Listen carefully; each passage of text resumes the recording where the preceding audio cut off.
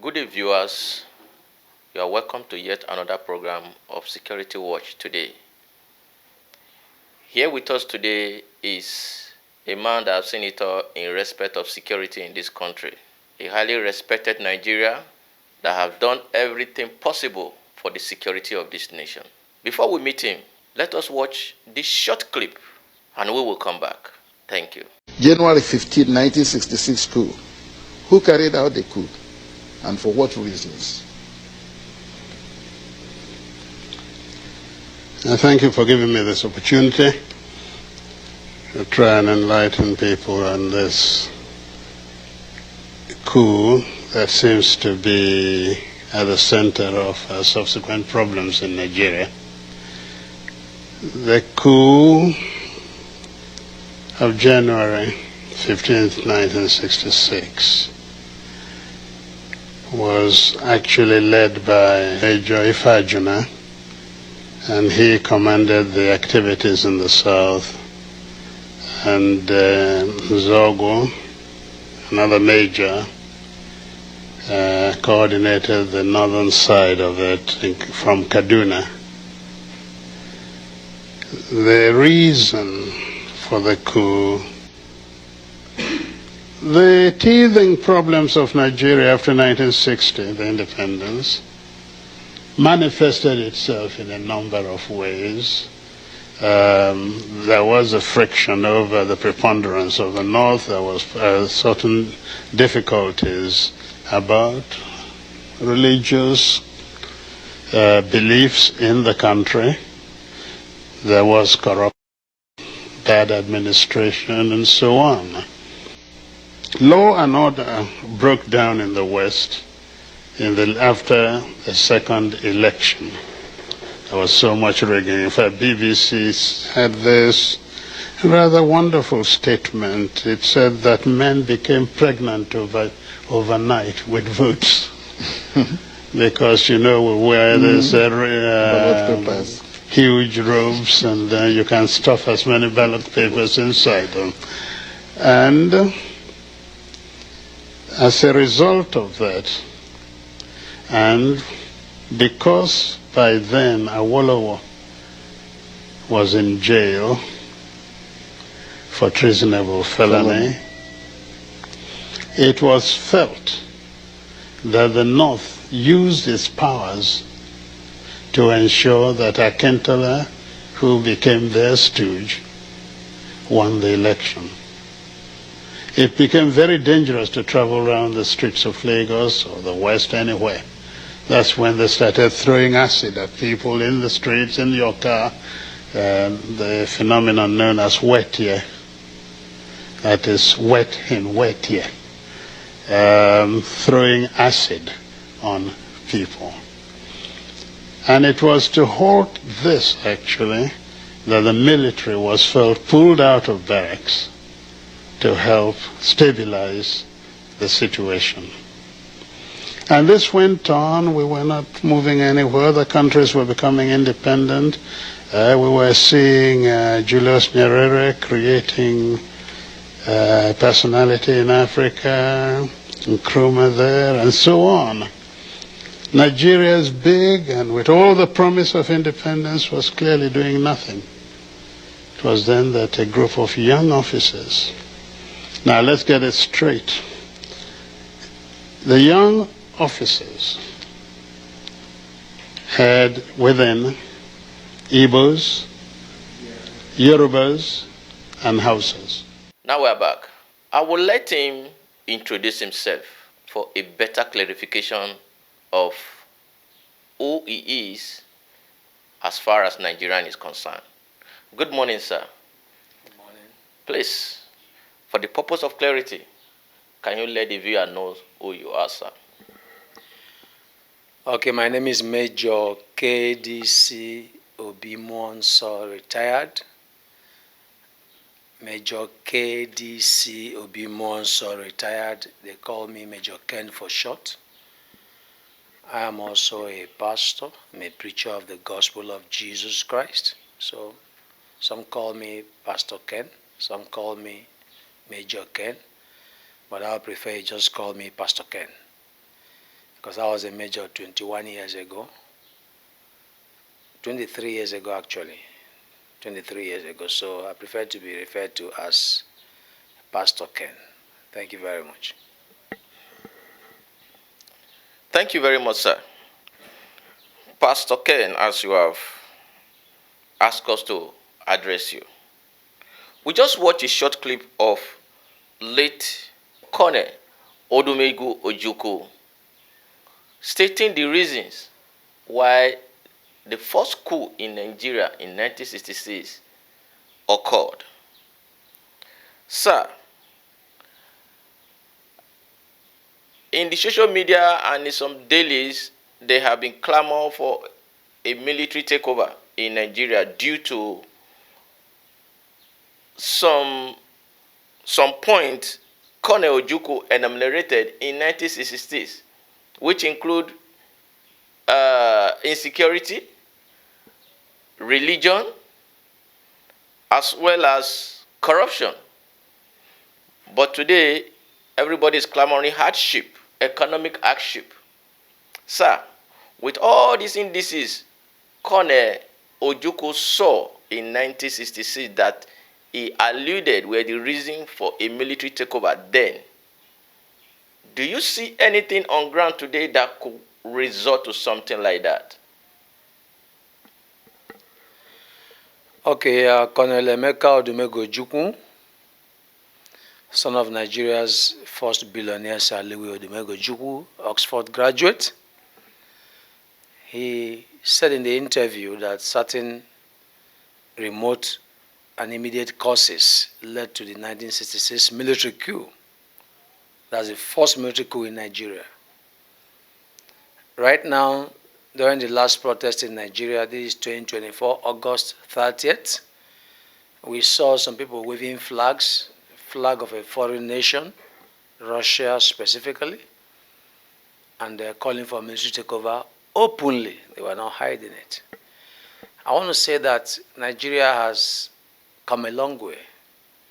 Nigeria has been able, by the grace of God, to complete 25 years of unbroken democratic governance. We celebrated it not too long ago. And the Nigerian military, both serving and retired, are no longer looking at coups d'etat. Nigerian military, they have made up their minds to subordinate military authority to civilian rulership, military power to civilian authority. The 1999 Constitution says the military should aid civil authority. That is what is happening in the civilized world. Although we are seeing a gale of military takeovers in our West African sub-region, in Burkina Faso, in Mali, in Niger, and all of a sudden Gabon followed suit, Nigeria is not seeing itself, or rather the Nigerian military. Nigerian military is not tempted. Nigerian military is not under any pressure, not under any illusion to allow our country to slide back to the years of military regime. So I do not see any coup d'etat in Nigeria. All I can see is that our democratic process remains a learning process. The military will allow the civilian authority, the politicians, to make their mistakes, correct their mistakes, and the military can only support. Thank you very much. Thank you very much, sir. They rightly said the worst form of civilian rule is better than military rule. So I totally agree with Major, now Pastor, that any form of military rule in Nigeria is not foreseeable. But this clamor for military rule, because of all these things that Colonel Ojukwu mentioned, and we can see them in Nigeria today, how do you see the government? What advice can you give the government to tackle this imbalance in the society that could make someone to stand up and said, let the military take over?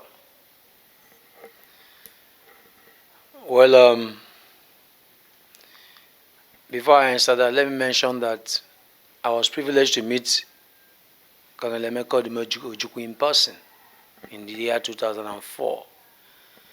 In February 2004, at his old residence in Enugu, near JAM office, near Top Rank Hotel, he sent for me and I went all the way from Lagos to go and answer his invitation. I also went with somebody as a witness whom I will not mention. So, Dim Ojukwu, as we call him in Igbo land, he has a title DIM, Dim, from Newe, where he comes from. Dim Emeka Ojukwu took me into a closed-door meeting, carrying the wife Bianca's twins on both hands. The twins were young, very, very young then. And he told me some things. It's not everything he told me I can say here, but basically, I want to advise the government that they should not allow the same conditions that led to the 1966 military coup to occur again. It's very commendable that President Tinubu saw fit to mention in his last address after the protest that those calling for with notice of Igbos in Lagos, that the law will catch up with them. The Lagos State Governor also spoke. He spoke out on it. They did not keep quiet. I want to commend Mr. President for not keeping quiet, because it is such things that led to genocide in Rwanda. And so the conditions before the 1966 coup was basically a riotous situation in the country. Like the last video just showed you clearly, there was Operation Wetie in the southwest Nigeria when Paolo was having a political battle with Samuel Ladoke Akintola. It was very chaotic, and the military was touched. The military started getting tempted. So the president should not allow any political supremacy battle between politicians to destabilize the country. That also happened in 1965 in southwest Nigeria. Secondly, the president should discourage ostentatious display of ill-gotten wealth by politicians. In a country where people cannot feed well, where in spite of the recent increase in the minimum wage, it is still unable to buy a bag of rice, it is not the best time for politicians at any level, local government, state, National Assembly, to be displaying ill-gotten wealth. These things lead to a lot of provocations among the masses. That's why you see bandits are so emboldened. They collect ransom openly. They display their ransom on TikTok. They will pack wads of money like a wall, heap it up like a wall, and without masks. They talk without masks, because there is moral values. There is reciprocity in every society.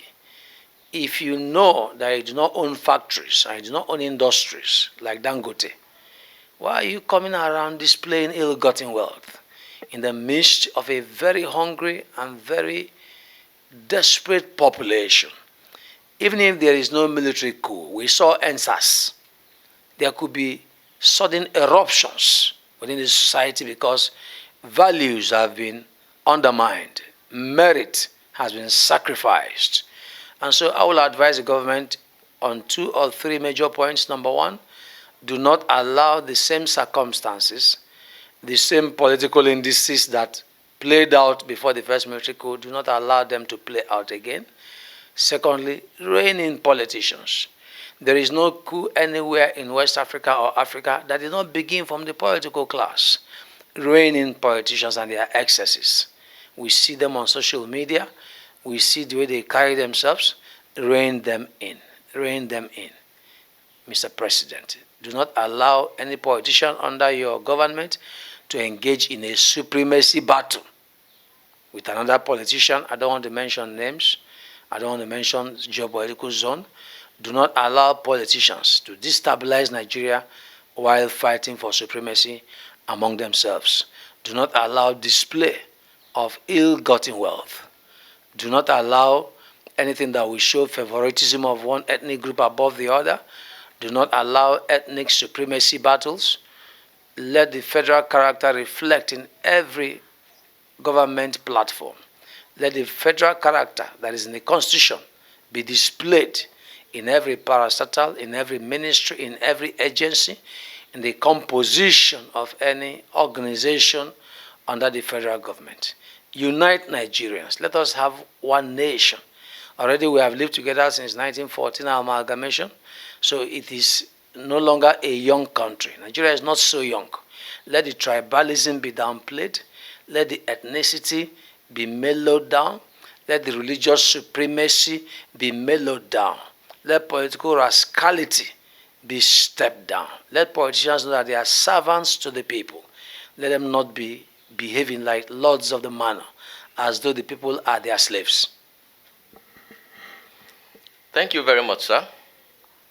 As you have rightly alluded, as politicians need to tame their excesses so as to prevent any chaos in the land. This brings me to the question: is the current system of government we are running in Nigeria the right one? If no, please explain, sir. Okay, thank you for that very important question. Right now, I do not know why Nigeria has found it very difficult to review its system of government. As far back as 1984, when I was still in my SS1 at the Dennis Memorial Grammar School Onitsha, popularly called DMJS Onitsha, we had a very good government teacher that taught us the subject of government. So as far back as 1984, at the age of 14, I think I had mastered 17 forms of government. I may not remember all of them now. I wrote government in my WAEC, but at least I still remember plutocracy, I still remember oligarchy, aristocracy, totalitarianism, theocracy. I still remember that democracy is just one form of government. I still remember feudalism. I still remember monarchy. Countries like Saudi Arabia are not a democracy, and yet they are doing well. I still remember all these forms of government. So Nigeria did not set off with the presidential system of government at independence. We had a prime minister, Sir Baka Tafawa Balewa, from Bauchi State, may his soul rest in peace.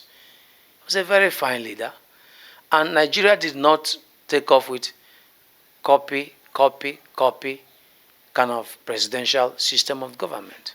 And if we have practiced presidential system of government for so long, with so much interruptions, and it has proven very expensive, it has proven very expensive. Let me just stop there. Why don't we review it? It is not made in heaven. God did not command us to practice presidential system of government. Even as Africans, we had no such thing like that before the white man came.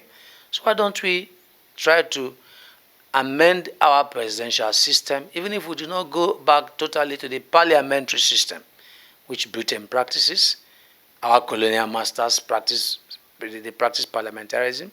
Why can't we adjust it? What are we doing with two houses in the National Assembly? Senegal collapsed one house. Out of the Senate and the House of Reps, they decided to have one house. That is called unicameral legislature. But why are we insisting on bicameral legislature? Why are we insisting on running a government that is so expensive to run? Is it not time that we review our presidential system? Is it not time that we cut costs? Is it not time that we remove all the avenues for wastage? If we have 360 members of the House of Representatives and we have 109 senators, what this House does, the lower house does, the upper house will replicate. What the lower house does, the upper house will repeat. Isn't it time that we review it? I believe it is time that we make do with one house. It will not collapse anything in Nigeria. That one house will still be fully representative of the people. That one house will still make laws that are effective. I think apart from the National Assembly, there are so many aspects of our presidential system that require review. We have had several constitutional conferences, and yet we are still where we have been. I think we should take a look at our system of government and come up with a homegrown democracy, homegrown type of democracy, homegrown type of government based on our experiences, based on our economic challenges, and just cut our coat according to our cloth. Thank you very much. Thank you very much, sir, for that well-explained answer to the question. But going forward, sir, there have been clamor currently in the society among the leaders from various zones that there should be a review of the Constitution. And from the news that we read, we heard that there have been various review of the Constitution, and the Constitution is still seen as one of the major problems facing Nigeria. Or should there be a total new Constitution? Do you see the Constitution being one of the solutions to the major plenty problem that Nigeria is currently faced? All right, I could have given an academic answer to this question. Constitutional review is very important in every country. If you go to America, you hear about the First Amendment, Second Amendment. Constitutional review is very important in every country. The Constitution is the ground norm. It is a fundamental law that binds the country. It is from there the Mr. President derives his powers. It's from there the service chiefs derive their powers, the governors, the policeman on the road. Everything about a country is based on its constitution. So I could give you an academic answer, and I will emphasize on the need to review the constitution and all that, but I wouldn't want to waste your time. No president of Nigeria so far has succeeded in reviewing the 1999 constitution. And the reason is very simple. To review the constitution is very tedious. It's not something the National Assembly alone can do. You need the 36 houses of assembly in every state. It is a very tedious process. And by the time any president embarks on it, it becomes a very big distraction. It becomes a very big weight on the government. Economic priorities suffer. Political priorities, well, I want to call it political priorities, but socio-political emergencies could be neglected, like the current economic situation in Nigeria, like the current urgent need to reduce poverty, the current urgent need to, enhance national security and kidnapping and banditry and various types of insurgencies. The moment a president of Nigeria dabbles into constitutional review, he discovers that there's an ocean that he may not be able to swim through in its first time in office, which is 4 years. And so what happens is that the president dances around it and then pulls back. So should he continue like that forever? No, it shouldn't. But I think that the timing is very important. Presidents have done 8 years in this country. They are the ones that had the opportunity. If you use your first term to stabilize yourself in office, make your appointments, address the economy, address security, address good governance. These are the three things that I remember former President Barack Obama told the last president, General Muhammadu Buhari, to focus on: security, economy, good governance. Obama said so. Nigeria, please focus on security, economy, and good governance. So the presidents that have done 8 years are the ones that ought to, after their first term, in their second term, perhaps 2 years to the end of their second term, they could use 2 years to dabble into constitutional review. But right now, it's just, I don't know how to put it, it's just blowing hot air if you start telling President Tinubu to dabble into constitutional review right now, because I know he would not. There's no wisdom in it. He has a lot on his hands. If he could only fix food scarcity, if he could only end these kidnappings all over the country, the insurgencies all over. Look at the Southeast Nigeria, for instance. It is so bad there right now. In my home state in Anambra, I see on social media reports of open kidnappings in Awka, state capital for that matter. They enter shops and abduct people in Awka, in Onitsha, everywhere. It's so sad. It's so bad. In the north, bandits abduct people in their hundreds. So no president will leave such emergencies to start dabbling into constitutional review. But let me say this for the records and for purposes of history and for the younger ones. Our constitution says we, the people of Nigeria. There is nowhere that we, the people of Nigeria, gather to make any constitution. I say again, the current 1999 constitution says we, the people of Nigeria, have agreed to make this constitution. And I say again, there is nowhere that we, the people of Nigeria, ever gathered to make any constitution. This constitution was bequeathed to us by the military. It was an emergency constitution done by the military government of General Absalom Abubakar. We thank General Abubakar for not perpetuating himself in office. He could have elongated his stay. He could have done a 5-year transition program. But the general was so much in a hurry to leave power. He's right in Africa. It's only Chief Olusegun Obasanjo that voluntarily handed over to civilian government in 1969, and the whole world clapped for him. General Absalom is another person that hurriedly left power. He didn't want to stay. So this constitution was written by the military. Two gentlemen, Professor Yaduda, I think, yes, Professor Yaduda, and with the assistance of Abambo. These two gentlemen are the ones that were engaged to write this constitution, if I remember correctly. I don't want to tell you things about this constitution that are very annoying. I don't want to go into that. For instance, in a secular nation, Nigeria is a secular nation made up of two major religions, Islam and Christianity. Christianity being the older religion. And these are religions that came from the sons of Abraham, Abrahamic faiths. You have Judaism that came first through Prophet Moses. And then you have Christianity that came after Christ had left the earth. Christ himself being a son of Abraham.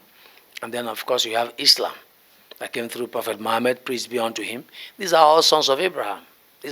These three persons came from the same bloodline of Abraham. Now, we Africans, we have imbibed these religions, these faiths. And in our constitution, the word Christian is not mentioned. The word church is not mentioned. I won't go more than that. In our constitution, you can see that, you can see Grand Qadi, you can see Islam well represented, well reflected in our constitution. But you will not see the word church, you will not see the word Christian. Christianity is totally absent in our constitution because it was written in a hurry. And were there Christians at the table where it was written? Of course they were. Members of the Provisional Ruling Council. That was the military ruling council. They were there. But because the government was in a hurry to leave, the gentlemen just put up this document together and just submitted, and then we are all in a hurry to pursue the military and have democracy. Nobody had any time to start looking into it. So obviously, 1999 Constitution needs to be reviewed. It needs to reflect the secular nature of Nigeria. Nigeria is not a theocracy, it's a democracy, and it has two major religions, not to mention the African traditional religion, they are here. We have African traditional religion adherents. They also ought to be reflected in the Constitution. They are Nigerians. We cannot discriminate against them. So yes, review the Constitution, but when are you going to do that? Every country has its priority. So I will urge Mr. President to look at the 2004 Constitutional Conference, look at the conferences that have been organized. It's from a Constitutional Conference that we got our 6 zones. It was Dr. Les Ekweme, so rest in peace, former Vice President, that came up with the idea of 6 zones for Nigeria. It was Ekweme's idea. He sat down, looked at the Nigerian map, and broke it into 6 parts. And then we have power rotation today, which is a gentleman's agreement. It's not enshrined in the Constitution. These things should be done in the constitutional amendment. There should be power rotation among these 6 zones so that nobody feels marginalized. You can see the Biafra agitation is getting, I don't know, you see soldiers being shot in the east, you see policemen being shot in Enugu. That is not the character of the Igbo man. The Igbo man, they say the Igbo man loves money. When did he start loving power? When did he start loving terrorism? The Igbo man loves his shop. He loves money, yes. So how come he's loving something else now? How come he's loving guns? He's loving terrorism. Terrorism is not in the character of the Igbo man. If we're having these things like this, that means power needs to rotate among the 6 zones so that on no account would any zone be left out? Right? So these are the things that cause upheavals, instability, national security challenges that the military cannot handle. I thank God for the Chief of Defense Staff, General Christopher Musa. He said that the military can only tackle 30% of the problems. The military action can only handle 30%. The rest are good governance issues. So yes, Mr. President, when you get another term, God keep you alive and keep you healthy, please tackle constitutional review. But for right now, I know that's not the priority right now. Thank you very much, sir. We have been with Major Ken Obi, who is a pastor now. He has opened our eyes to so many intricacies, so many challenges of the country, and he has proffered solutions to many of them.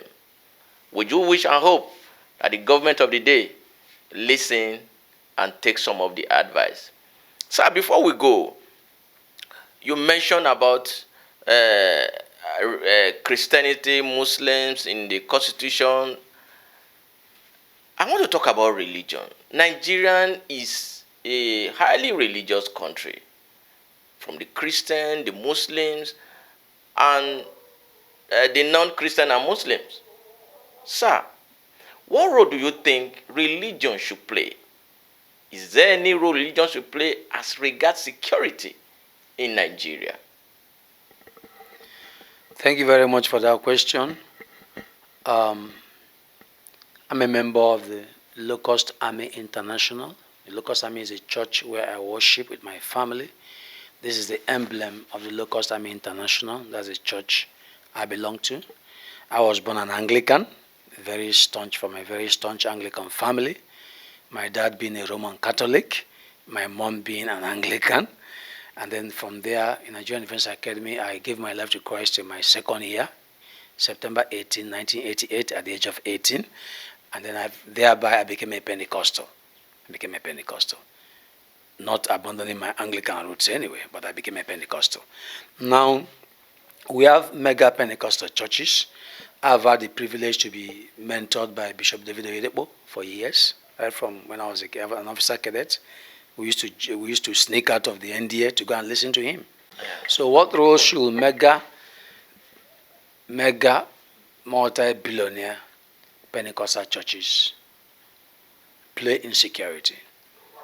I want to mention that there is the Christian Association of Nigeria that binds all Christians in Nigeria, all churches, Orthodox. And then there is the Pentecostal Fellowship of Nigeria, PFN, that binds all Pentecostal churches in Nigeria. So these two bodies control every Christian in Nigeria. Whether you like it or not, you are either in PFN or you are in CAN. What is CAN doing about security? What is PFN doing about security?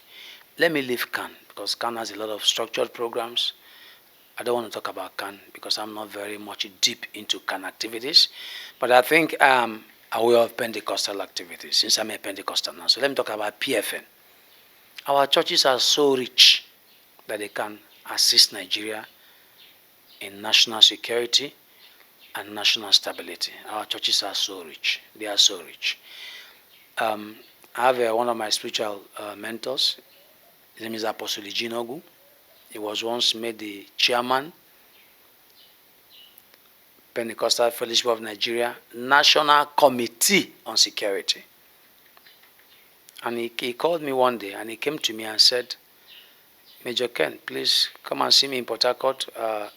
I'm the chairman of the PFN Committee on Security. And I want you to give us a paper. I want you to give us a document, a proposal on how PFN can enhance security. Because when the church is secure, Nigeria is secure. If you check the population of the church, and then the church takes steps, not for individual church security as they are doing now, but for group security. If all the churches in Nigeria are secure, then it will enhance security in Nigeria. If there is coordinated security among the churches. So I wrote a document, I wrote a paper, I sat down, I wrote a paper on how PFN can secure all the churches in Nigeria. Not only that, how the churches could improve security in their immediate environments. how the churches could become cities of refuge for all citizens around them. That means there is any emergency, there is any security threat, if the nearest police station is far, or there is no police station at all, the church, the nearest church, should be the point of call for anybody under any kind of security threat. I wrote that paper, I drew the diagrams, and I gave it to him. And he took it to the PFN president that time. I think somebody from Edo State, forgotten his name. He took it to the PFN president, the last two PFN presidents, I think, from Edo State, before the current one emerged, the last two PFN presidents. No, not Orisha Jaffa, he's from Edo. I've forgotten about his name. Modern Day or something like that. I've forgotten his name anyway. So they took it to him, and I was waiting for us to be called up to implement it. If that document is implemented, security will be synchronized among churches within 704 local government areas. Churches will be trained and reorganized to impact security in their environment. Any environment where there is a church will be more secure than when there is no church. So churches could easily become cities of refuge, a place of succor, a place to run to for safety by any Nigerian threatened, no matter his religion, Muslim, Christian, African traditional religion, atheist, as long as you're a Nigerian and you're in Nigeria.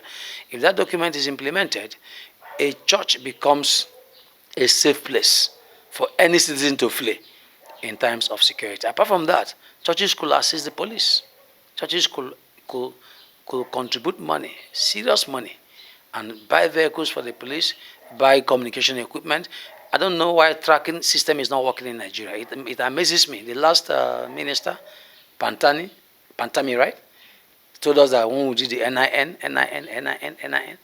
once it is done, Nigeria is more secure. I'm surprised that with NIN, with BVN, with driver's license, the international passport, with all sorts of ID cards, bandits still come out openly, make calls, show videos of their ransoms, and nobody is being tracked. In my own personal experience, I've had occasions where I needed to do some tracking for relations that were in security distress. Tracking in Nigeria is opaque. There is no 911. You can't call 911 so easily, and then tracking. So the church could help. The church could help the government in this area. The church could come up with a platform with government approval, with NSA approval and government approval. The church could set up an emergency number that any Nigerian could call. Yes, the church has the money to do that. Pentecostal churches have the money to buy the equipment, set up a top common emergency coordination center of the church in Nigeria, that if you call, no matter who you are, that center networks with the federal government agencies. That center assists the federal government agencies. That center makes policing easier. That center assists troops, assists the DSS. That center is an assistance center in the national security system for those who are unable to get across to federal intelligence services. The church can do a lot. The church is so rich. If anybody tells you the church is not rich, the person is lying. The church, we see the church. The church is not poor. The church is rich. So it is time for the church, it is time for the mega churches to pull funds together, sit down with government and say, please, how can we be of help? We are Nigerians. How can we be of help? But what we see is mega churches members getting kidnapped, churches paying ransom. I mean, that's funny. That's funny. They are not pulling their strength together. The general overseer of a mega church, whom we respect so much, went to Kaduna to go and see the Kaduna State governor when he was on seat, RFI. They paid ransom to get a busload of their church members released. So churches are so individual in orientation. They are so individualistic in outlook. You can't even run into any church right now if you are being chased by armed robbers or being chased by kidnappers. They will not open their gates for you. They will say, yes, what is it? Which church do you go to? It's not the way of Christ. If you go to John chapter 17, you will see the last prayer of Jesus Christ. I say again, if you want to know the last thing Jesus said on this earth before his ascension, go to John chapter 17 and read through. You see where Jesus was praying seriously and saying, Father, that they may be one. You've sent me here on this assignment, and I have finished this assignment, and now I'm coming back to you. Now I have one major request of you, O Father, that these people for whom I have come, shed my blood, for whom you raised me from the dead, for whom that they may be one, even as you and I are one. So why is all these church signboards everywhere? They operate individually. Yes, you have differences of administration, you have different doctrines, you have difference in administration, but it is still Jesus. They all pray in Jesus' name. Nobody prays in the name of his general overseer. Nobody prays in the name of his church signboard. Every Christian prays in that name, Jesus. So why can't that name bind them together to come together and do something that is charitable? What God says in 1 Corinthians 13, that charity is number one. That if you have all the miracles, you have all the mansions, you have all the power to raise the dead, you have all, and you do not have charity, love for your fellow man, love for everybody, you do not have charity, that all your signs and wonders is rubbish. Is there in the Bible. So why can't the churches pull resources together and make the churches cities of refuge, that any distressed Nigerian having any security threat can run to any church gate, and there will be a structure built.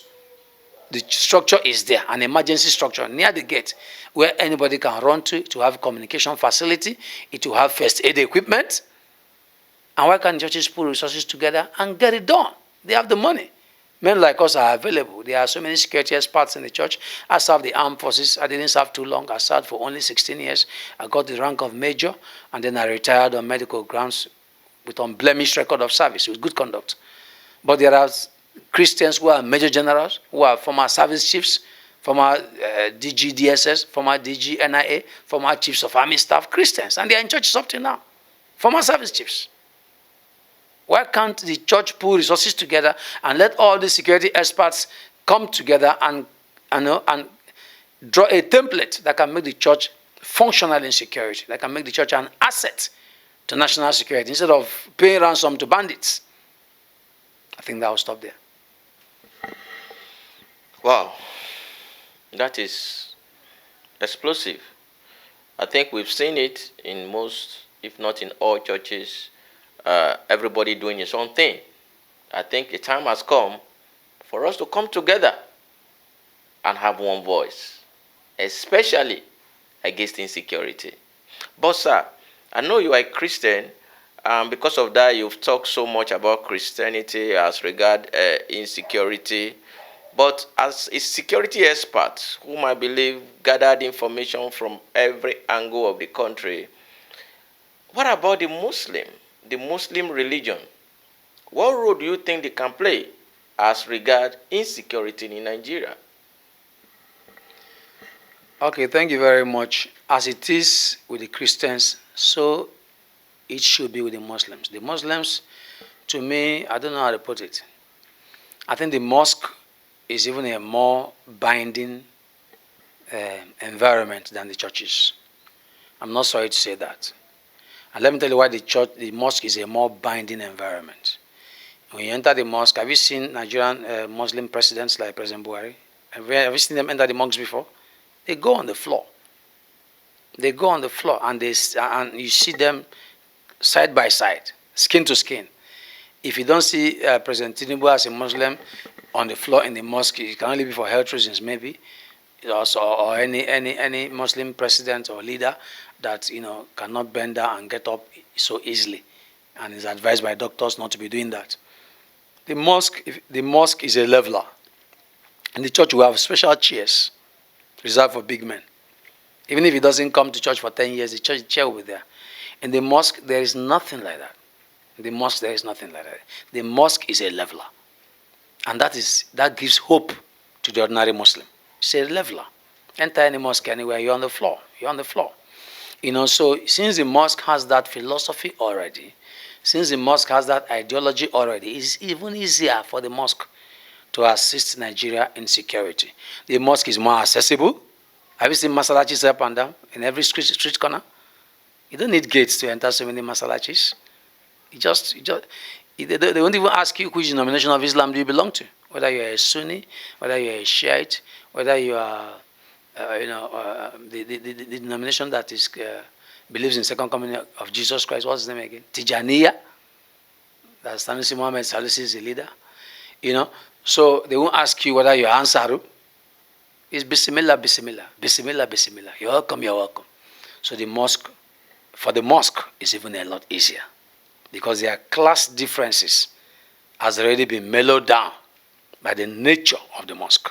So what the mosque can do is to go through the leaders of JNI, Jamaatul Nasr Islam, with the help of the Sultan of Sokoto, who is the leader of all Muslims in Nigeria. It's not rotational. I think it's a permanent title. It's a permanent seat. So with the help of all the Muslim organizations in Nigeria, the mosque can sit down together and say, okay, what do we do? Muslims are getting killed, seriously. We like to complain that, a religious riot, religious killings take place. But let me tell you, let me shock you. Bandits, Muslim bandits are killing Muslims. Seriously. Seriously. A mosque in Kano was bombed by Muslims. So fundamentalism and terrorism do not respect religion. So since the Muslims are equally being killed all over, being abducted all over, I think the mosque, the leaders of the Muslim faith in Nigeria can come together as well, as I'm advising the Christians come together. And let the mosques also be centers of refuge, as I've just mentioned about the church. So where there is no church, there is a mosque. In faraway, remote northern deserts, where you will not find any church, you see a mosque. Where you will not see any police station, you will see a mosque. And so the federal government should come together, call the Muslim leaders together, call the Christian leaders together, and give them some support, give them approval to reorganize the religious system so that every religious worship center functions as an emergency center, emergency security center. It will require provisions of certain logistics. They require provisions of certain technology. They require provisions of certain communication equipment, certain logistics. Technology has to be involved, so that any Nigerian that is threatened, any Nigerian that sees his life at risk at anywhere, can run to the nearest masalachi. And no matter how lowly the masalachi, the communication equipment will be there. The logistics, the device that is in the churches will also be in the mosque. And I think one more thing that can be done by the mosque as well as the churches is that we need to regulate our preaching. There is still a lot of fundamentalist preaching going on in churches and mosques. The president of Rwanda has just come up, Kagame, and closed down so many churches, and then put a ceiling, put a condition. There is no way to regulate who is a pastor in Nigeria right now. And I don't know if there's any way to regulate who is an imam. You hear pastors getting arrested for 419. You hear imams getting arrested for ritual killing. Are these people imams? They are not imams. They are not pastors. They are not pastors. You see pastors getting arrested for drug pushing. Pastor. Who gave him pastor title? You see a man was arrested with a human head and who gave him imam? So I think the last government tried to step in, but we are so crazy about religion in Nigeria. The last government tried to step in. There's a law called the Kama law, which Femi Falana has explained. Nigeria has a law called the Kama law, CAMA. The last government tried to implement it, but the way we do. The last president is a Muslim, so the Christians rose up. He's trying to meddle into our churches. So please, Nigeria should get its acts together, right? There should be a law, even if there is not law for now, because making laws may take time. There should be presidential fiat, an executive order.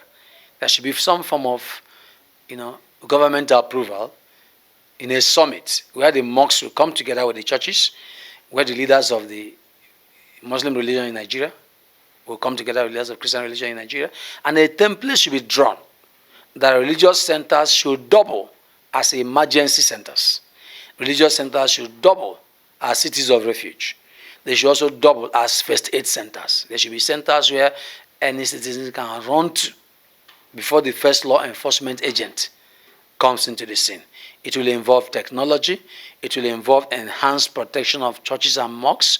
It will involve the use of personnel from the mosque, retired personnel like me, former DSS, former police officers, former military officers. They are all in all the churches. They are all in all the mosques. Nigeria should wake up and use its human resources aright and reorganize religious centers to equally be emergency centers assisting national security. Thank you. Thank you very much, sir. One more last question before we go. We all know what is going on in the country now. Economic hardship, which I believe is also part of the problems that are fueling insecurity in Nigeria. In your own personal opinion, sir, what advice can you give to the government in tackling or reducing this economic hardship currently ravaging the country? The president has advised us, has pleaded with us that we should be patient, that there are some policies and programs that is currently undertaken that will ameliorate this situation in few weeks, months time. Do you see an end to what is currently going on in Nigeria? And for how long, sir? What is your advice for the government? Okay, the word of God says, first of all, let intercession be made for all men, for kings, for those who are in authority, that we may dwell peaceably, for this is good and acceptable in the sight of God. The word of God says, first of all, let intercession be made. What is intercession? Prayer for somebody, prayer for a community, prayer for somebody other than yourself.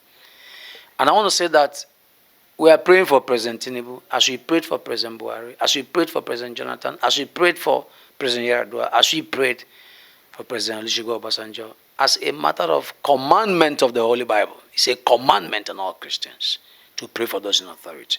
So I want to talk to President Tinubu and say, sir, Your Excellency, we are praying for you because the Bible commands us to pray for you. Doesn't matter the political party, doesn't matter the political divide. And so summon courage, sir. Summon courage. Summon courage, sir.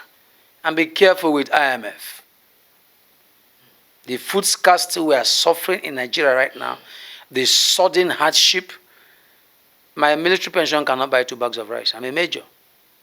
Be careful with IMF, sir. We are praying for you. Don't always dance to the tune of the Bretton Woods institutions. Monkey no fine, but the mama like him. This is our country. God has blessed you, Mr. President. You are not looking for money anymore. You are educated. You have a beautiful wife, a first lady. You have grown up male children. Not every family has that. You are a self-made man, if I may put it that way. We're also happy that no man can beat his chest as being the one that financed you into Asorok. That means you don't have any cardinal godfather breathing down your neck. So, Mr. President, summon courage. We are praying for you. Be careful with IMF.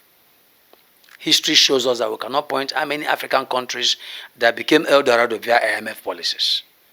Be careful with IMF. It's not everything they advise an African leader that he should swallow. Remember, in international politics, sir, every country watches its own back. Nobody can love Nigeria more than you, more than us Nigerians. The current food emergency we are facing, what is happening to farming in Nigeria? Why are farmers not going to farm anymore? Taraba produces tons of food, Adamawa, Benue. But insecurity is not allowing farmers to go to farm anymore. Initially, we thought it was just insecurity. We thought it was just banditry. We thought it was just terrorism.